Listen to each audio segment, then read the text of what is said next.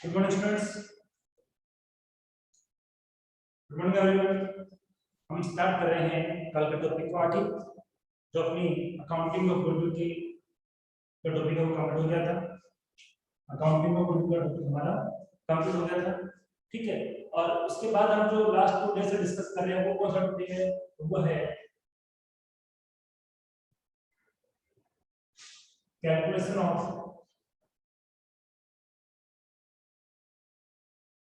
Goodwill, ठीक है। Calculation of goodwill का टॉपिक अपना कंटिन्यूसली चल रहा था। कुछ एग्जांपल्स हमने लिए थे जिसको आगे हम कंटिन्यूस करते हैं। थोड़ा सा रिवीजन, हमने एवरेज प्रॉफिट की बात की थी, how to calculate average profit and firstly how many types of average profit.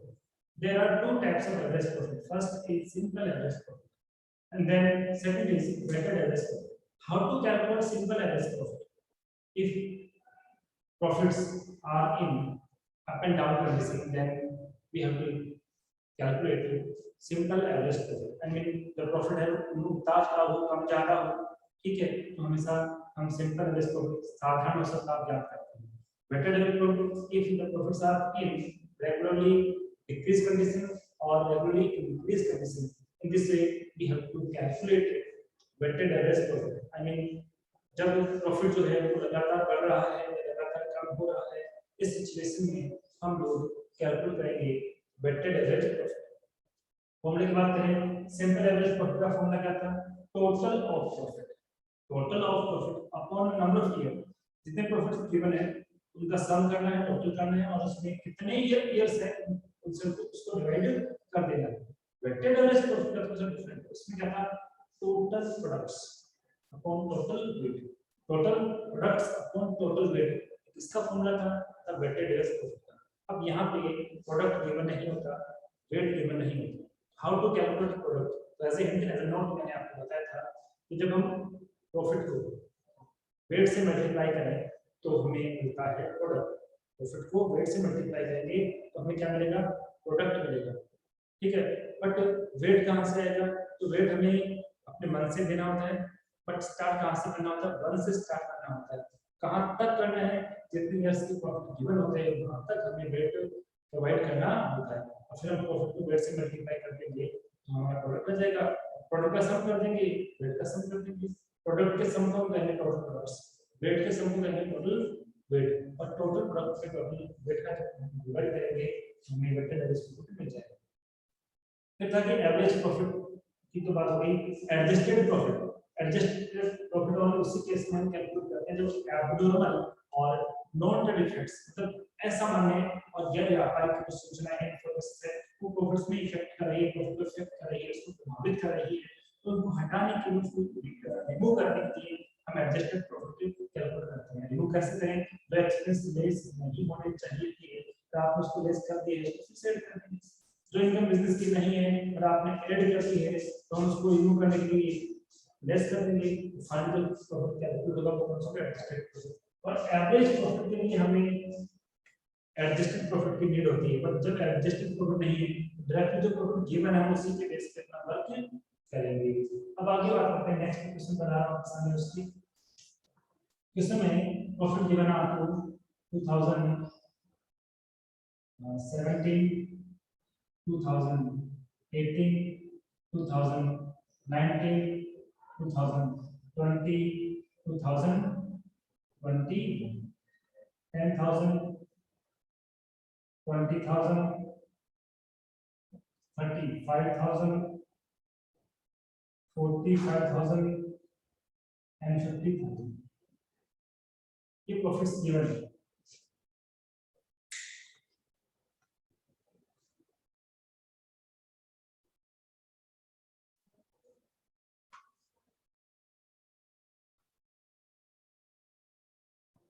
ये प्रॉफिट्स हमें गिवन है। रविंद्र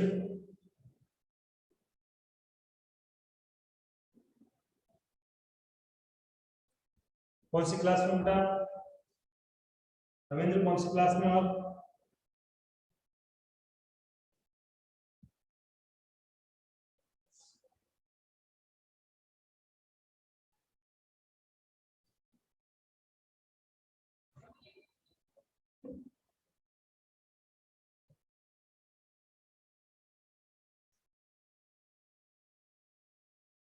तो बताना कौन सी क्लास में हूँ।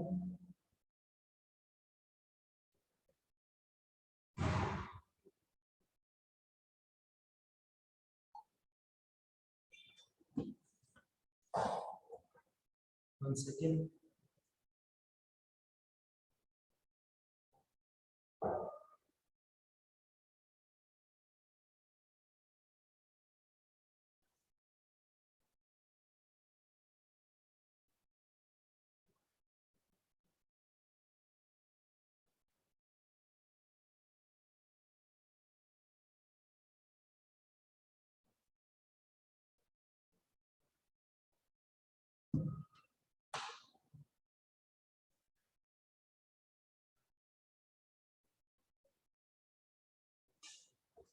रविंद्र ओमली क्लास में आपकी इधर से चला गया, ये 12th की क्लास है। ओके, तो प्लीज आप तो ज्वाइनिंग को कैंसिल कर दीजिए। हाँ देखिए, तो अब में हमें ऑलरेडी प्रॉफिट गिवन है, हम बात करें 12th क्लास की। प्रॉफिट्स फाइनली हमें गिवन है और इसके बाद हमें क्या इंफॉर्मेशन गिवन है उसके बाद करना हो। फर्स्टली वैसे कोई इंफॉर्मेशन गिवन हमारे पास नहीं है, बट मैं कहूं कि इन 2019 हाँ तो आप 11th क्लास में क्लास 12th क्लास की है बाय मिस्टेक ये 11th के ग्रुप में सेंड हो गई थी इसलिए आप क्लास से यस इन 2019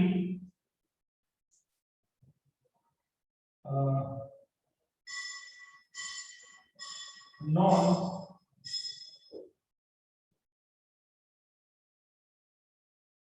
trade income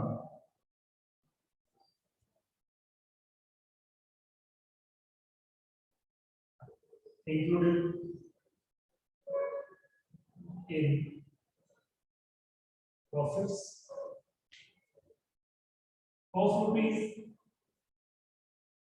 16,000। ये इंफॉर्मेशन अभी 2019 में एक नॉन ट्रेड इनकम थी जिसको प्रॉफिट्स में इंक्लूड किया गया है, प्रॉफिट में इंक्लूड है ऑलरेडी। ठीक है, तो क्लास में चल रहा है चैप्टर नंबर 3 है वैसे। अब इसको किस तरह से चेक करेंगे, इसके बाद कुछ ट्रांजैक्शन और भी है, लाइक गिवन है कि fair remuneration of partners is 10,000।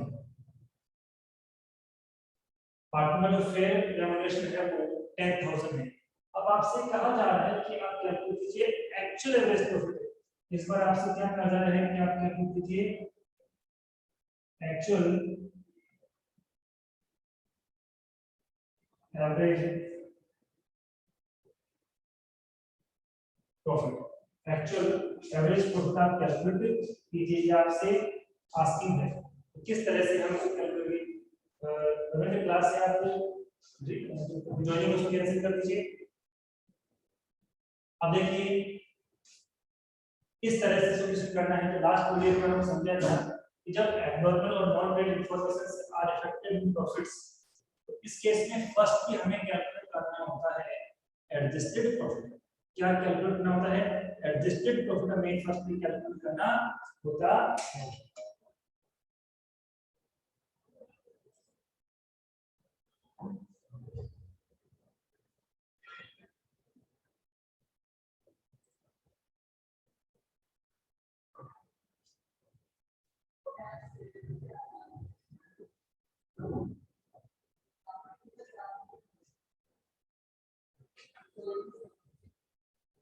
हाँ, तो हमें पता है कि नॉन ट्रेड इनकम इंक्लूड है प्रॉफिट्स के अंदर, हमें क्या करना है इसको इंक्लूड करना है और इसके लिए हमें एडजस्टेड प्रॉफिट करना है।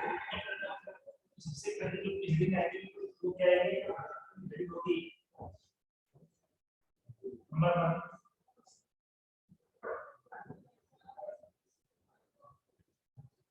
एडजस्टेड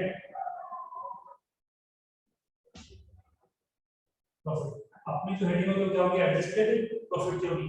कैसे कैलकुलेट करेंगे कि मैंने कल फॉर्मूला बताया आपको, और उसके लिए सबसे पहले आपको क्या करना है, आपको लिखना है ईयर्स, क्या लिखना है, ईयर्स लिखना है। अब ईयर्स हमारे पास है 2017, 2018, 2019, 2020 और 2020। देन अपना जो कॉलम है वो है प्रॉफिट्स का। प्रॉफिट्स में 10,000, 20,000, 35,000, 45,000 एंड 50,000 ये अमाउंट है, ठीक है। अब यहाँ पे नेक्स्ट जो कॉलम होगा वो होगा एडजस्टमेंट, और इसको हम कितने कॉलम में डिवाइड करेंगे, we can divide in two parts, plus और माइनस, ठीक है। और यहाँ पे आएगा एडजस्टेड प्रॉफिट, ये अपना क्वेश्चन है। अब हाउ टू कैलकुलेट, इसकी बात हम कर लेते हैं। जिस ईयर में इंफॉर्मेशन है उसी ईयर में एडजस्ट करना है, जिसमें इंफॉर्मेशन नहीं है उसमें एडजस्ट भी नहीं करना है। यहाँ पे भी इंफॉर्मेशन नहीं है, यहाँ भी नहीं है, केवल 19 जो है ईयर उसमें है, और उसमें जो 60,000 नॉन ट्रेड इनकम वो इंक्लूड है, 16,000 की नॉन ट्रेड इनकम इंक्लूड है, और उसको हमें करेक्ट करने के लिए क्या करना पड़ेगा, एक्सक्लूड करना होगा, और पहले ऐड हो जाएगा उसको क्या करेंगे, लेस कर देंगे। क्या कर देंगे, इसको लेस कर देंगे 16,000 से, ठीक है। बात इसमें कुछ नहीं है, इसमें कुछ नहीं है, तो देखते हैं यहाँ 10,000 ही रहेगा, कोई इन्फॉर्मेशन नहीं थी, यहाँ 20 ही रहेगा, कोई इन्फॉर्मेशन नहीं थी, पर यहाँ 15 में से जब हम लेस करेंगे 16, ये हो जाएगा 19,000, यहाँ पे 45 ही रहेगा, और फिर रहेगा 50,000।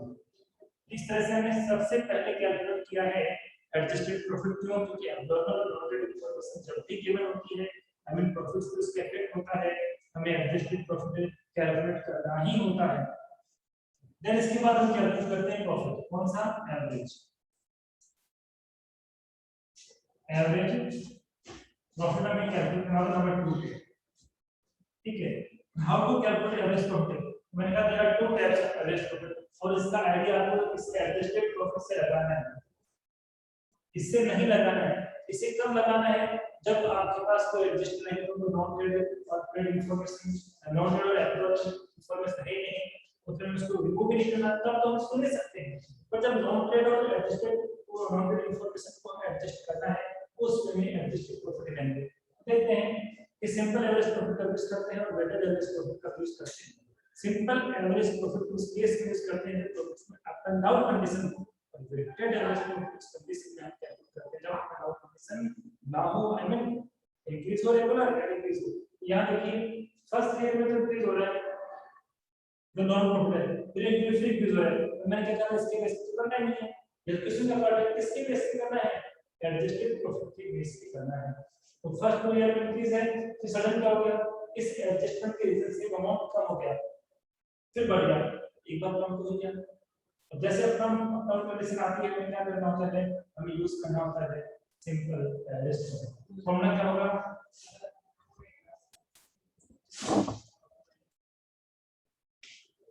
Simple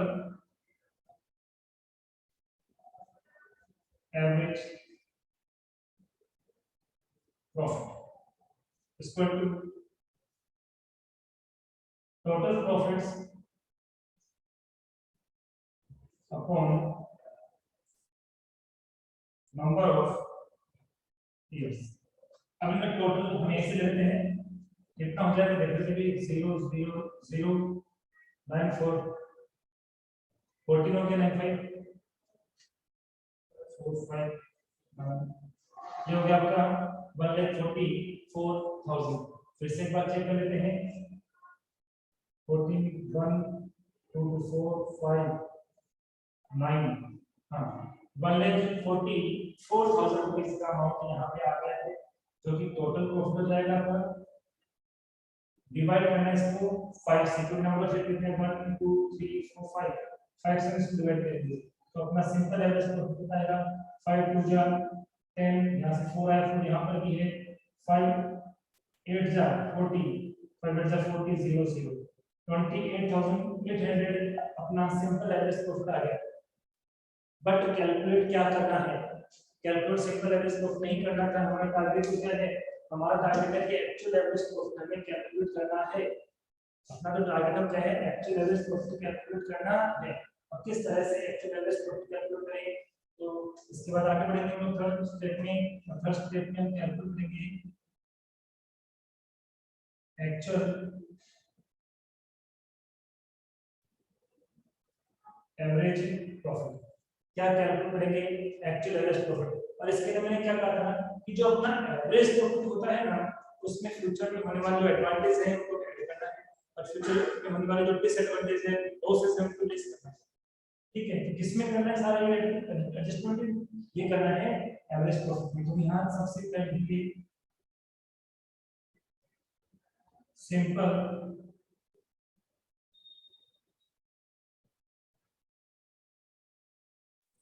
average profit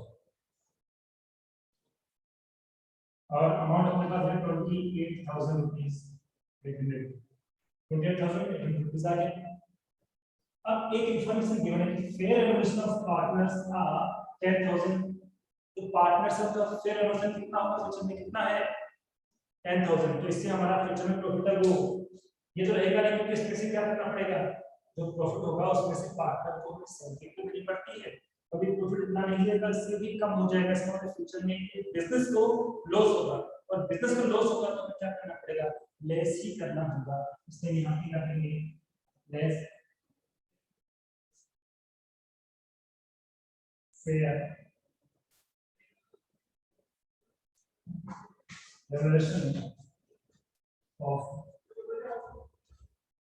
honor, fair remuneration of honor कितना 10,000 इंक्रीज कर देंगे, इतने फ्यूचर में जो अपना प्रॉफिट होगा 18,800 होगा, और फ्यूचर में जो प्रॉफिट होगा उसी को कहते हैं एक्चुअल एवरेज प्रॉफिट।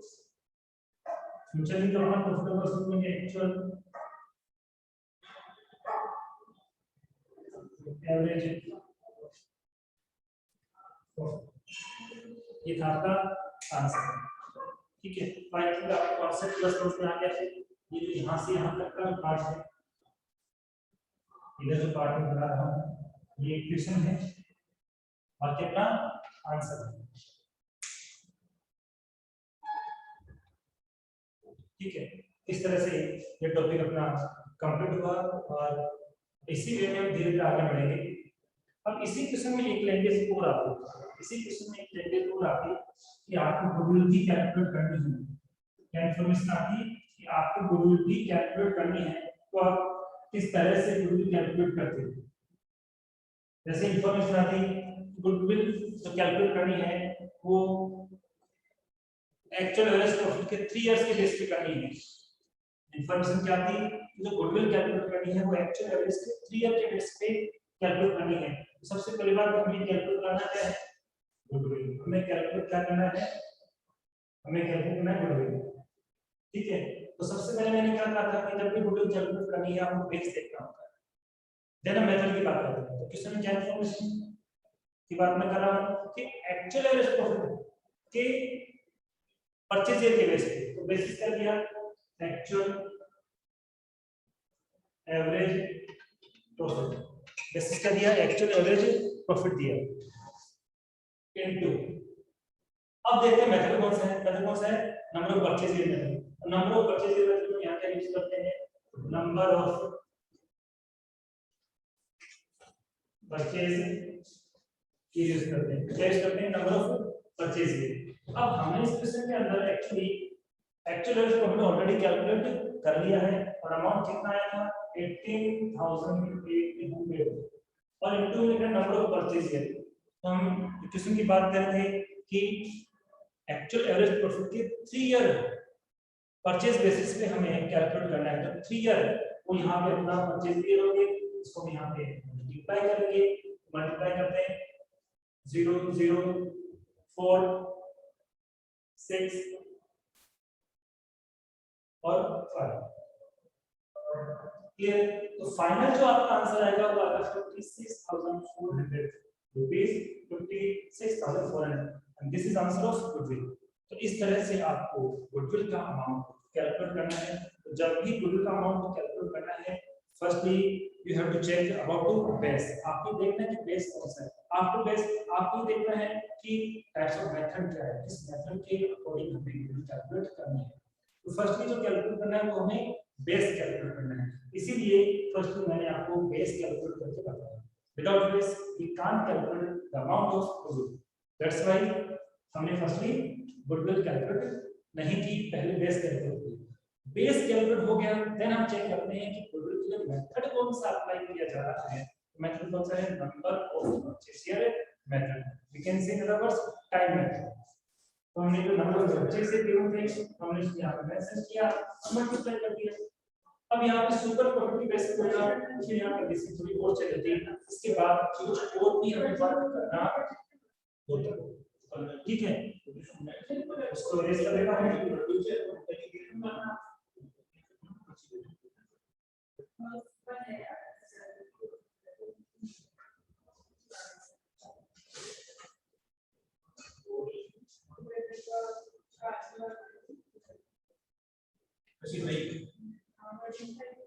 देखिए एक बार गुडविल के मेथड्स को मैं फिर से रिवाइज कर देता हूं, ठीक है? गुडविल के मेथड्स को फिर से रिवाइज कर रहा हूं। सबसे पहले बात करते हैं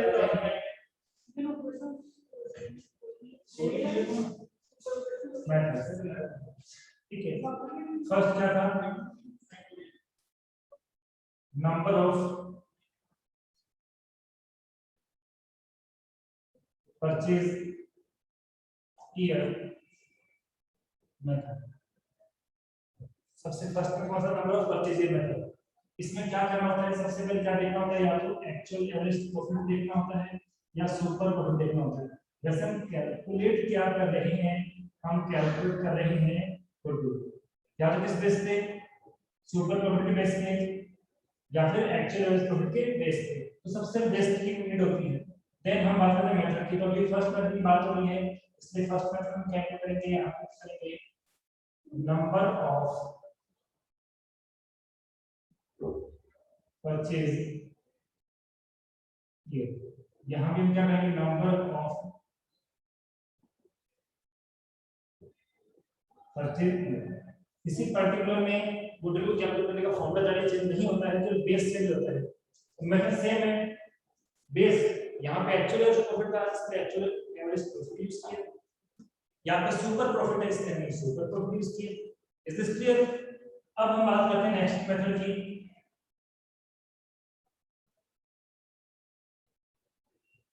कैपिटलाइजेशन मेथड। इसलिए बता रहा हूं कि हम आगे बढ़ेंगे तो फिर मेथड का रोल ज्यादा होगा। तो एक बार आपको अच्छे समझ में आ जाएगा तो प्रॉब्लम नहीं आएगी। कैपिटलाइजेशन मेथड, इसमें भी वही चीज है कि हम कैलकुलेट क्या कर रहे हैं? हम कैलकुलेट कर रहे हैं गुडविल किस बेसिस पे?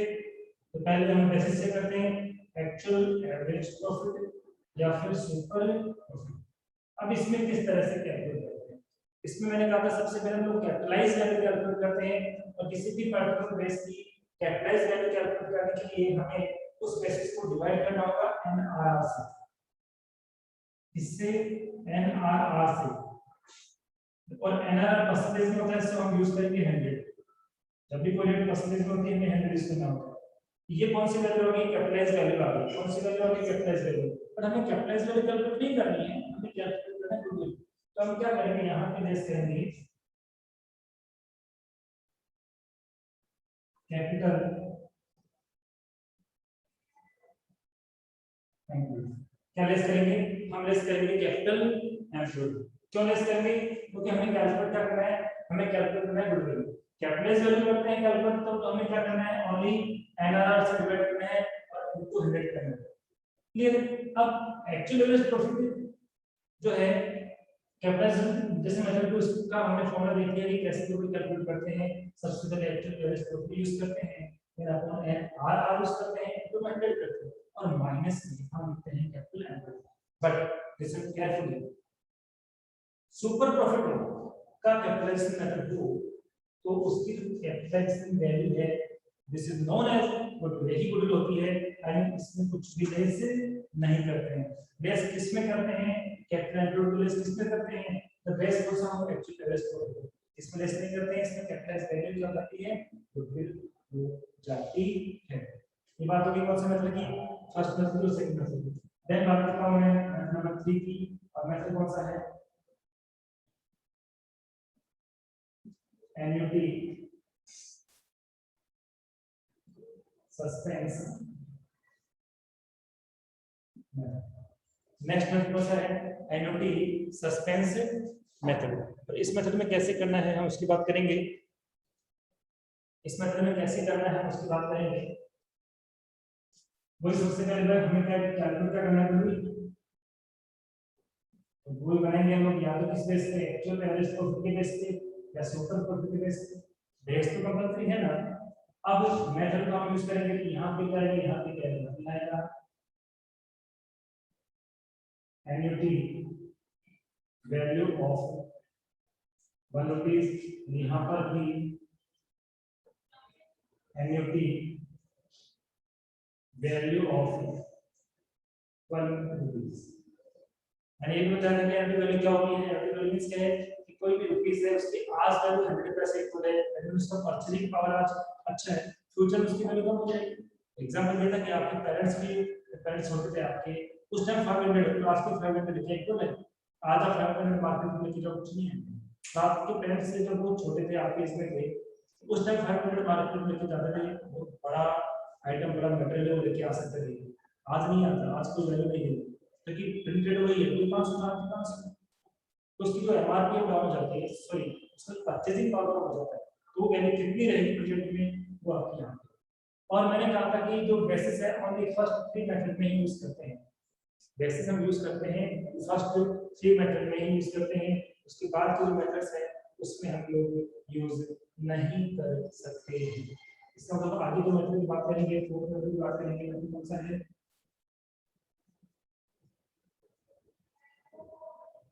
Consideration method.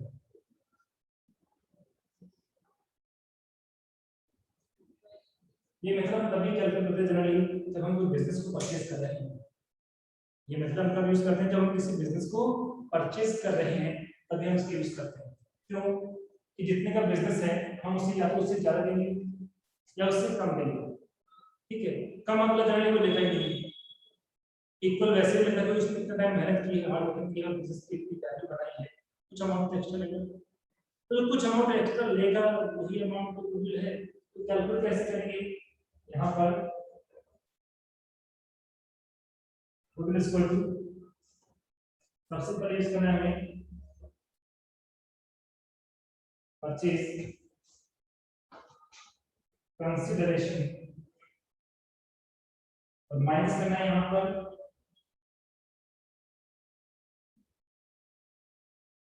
Net assets. Purchase consideration में से हमें क्या लेस करना है? नेट एसेट से लेस करनी है, और परचेज कंसीडरेशन में से हम लोग नेट एसेट्स लेस कर देंगे तो हमें क्या मिलेगा? गुडविल। अभी नेट एसेट्स क्या है, कैसे कैलकुलेट करते हैं? नेट एसेट्स मींस जिस बिजनेस को हम परचेज कर रहे हैं वो था कितने का, कैसे कैलकुलेट करेंगे? जो भी उस बिजनेस के एसेट्स है उसमें से उस बिजनेस की लायबिलिटीज लेस कर दो। जिस बिजनेस को हम परचेज कर रहे हैं उसके एसेट्स में से उसकी लायबिलिटीज लेस कर दो। सारी एसेट लायबिलिटीज को नहीं देखा हमें, वो अपने कैपिटल में पास कर दो, फंड्स और में पास कर दो, उसके अलावा सारी लायबिलिटीज को देखो तो उसकी आई मीन हम इसमें से लेते हैं external liabilities. There are two types of liabilities, internal and external. Internal liabilities कोई भी आपको नहीं देता है, वो एक्सटर्नल लायबिलिटीज देता है, तो जो खुद की है वो खुद के पास रहती है। एक्सटर्नल लायबिलिटीज आपको देता है तो आप उसकी एसेट्स ले रहे हो, उसकी लायबिलिटीज भी ले रहे हो, उसकी एसेट्स में से उसकी लायबिलिटीज को लेस करने पर कितना अमाउंट और बचेगा वही उसके लिए क्या है नेट एसेट्स। आई बात समझ में? ये हो गया अपना नेक्स्ट टॉपिक कंसीडरेशन मेथड हो गया। और अब बात करते हैं लास्ट में की, और उसको यहाँ पे मतलब इससे ज्यादा चाहिए इसके लिए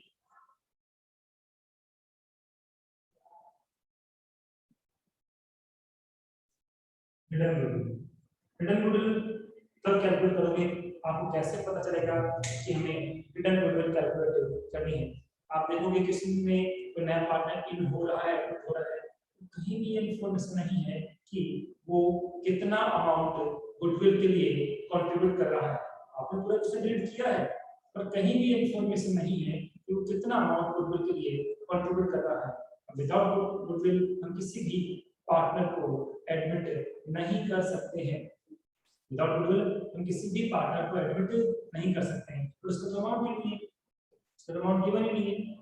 इसका मतलब गिवन तो नहीं है बट आपको कैलकुलेट करना होगा। तो इस केस में गुडविल क्या होती है, हिडन होती है। और वो हिडन गुडविल किस बेसिस पे कैलकुलेट होती है, वो न्यू पार्टनर की कैपिटल के बेस पे कैलकुलेट होती है। क्या हम उसे कैपिटल मांगेंगे तो हमें बिजनेस में जितनी कैपिटल उतने नहीं, ज्यादा के हिसाब से मांगेंगे। क्यों ज्यादा क्यों मांग रहे हैं, क्योंकि हम इसे गुडविल तो लेंगे। उसका फॉर्मूला क्या होगा, देखिए आप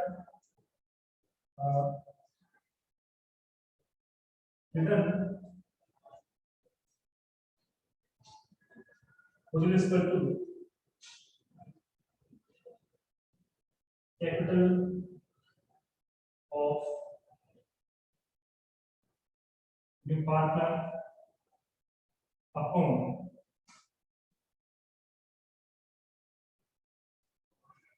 न्यू पार्टनर्स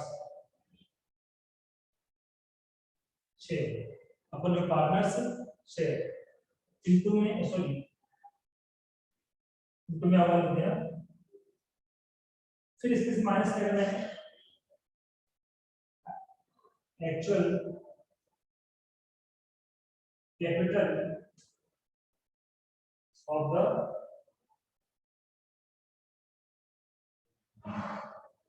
फर्म।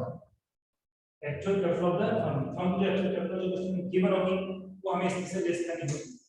ठीक है, फर्म की जो कैपिटल वैल्यू हमें इसको हम ये नहीं कह सकते estimated total capital of the firm, estimated total capital of the firm minus actual capital of the firm. Estimated का अनुमान के आधार पे, तो ये एस्टिमेटेड कैपिटल का फॉर्मूला है। तो यहाँ पे कोई किसी का कैलकुलेशन करता हूँ, एक न्यू पार्टनर है जिसको हमने कहा कि 1/5 के लिए आप कैपिटल लेके आओ और 1/5 के लिए वो 25,000 कैपिटल लेके आ रहा है। 1/5 शेयर के लिए वो कितने कैपिटल ले रहा है, 1/5। जब वो 1/5 के लिए 25 ला रहा है सब तो यहाँ यूज करिए उसकी कैपिटल 1/5, कितने उसकी कैपिटल 1/5 है।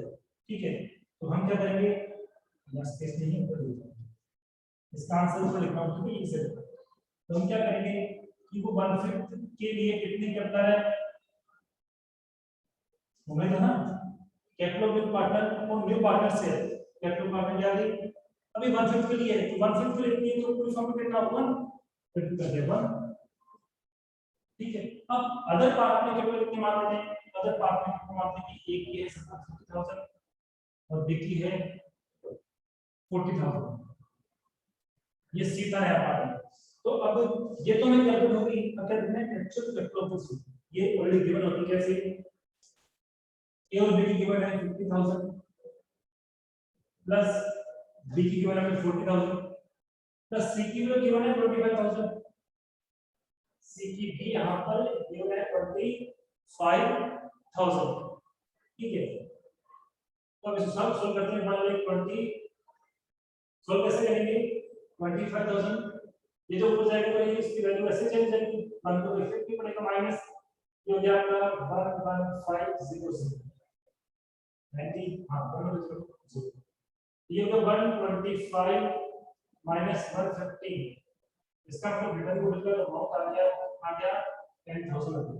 रिटर्न गुडविल का जो अमाउंट आ गया वो कितना आ गया 10,000 रुपीज रिटर्न गुडविल का अमाउंट यहाँ पे आया है। ठीक है, तो बड़ा इजी है, कब कैलकुलेट करना है, जब हमें क्वेश्चन में क्या नहीं दिया गया हो, नया पार्टनर आ गया, न्यू पार्टनर एडमिट हो गया बट उसकी कैपिटल हमें गिवन नहीं होती है, तब हम ऐसा करते हैं। तो आई होप सब कुछ यहाँ तक आपके प्रॉपर वे में समझ में आ गया है, कहीं भी कोई आपको डाउट नहीं है। इस तरह से एक बार मैंने मुझे सारे मेथड्स को फिर से रिवाइज कर दिया, हम इसको ढंग से पढ़ना, ढंग से समझना, रिवाइज करने का मेरा जो इंटेंशन थी वो इंटेंशन ये थी कि कल अब जब हम इस टॉपिक के प्रैक्टिकल एंड न्यूमेरिकल की प्रैक्टिस करेंगे तब without this we can't understand, इसके बिना हम समझ नहीं सकते, इसलिए पहले वो बात तो हमें समझनी पड़ेगी, उस कॉन्सेप्ट को हमें समझना पड़ेगा, इसलिए मैंने एक बार इसको वैसे किया है। ठीक है, तो आज क्लास के लिए इतना ही। Thank you so much.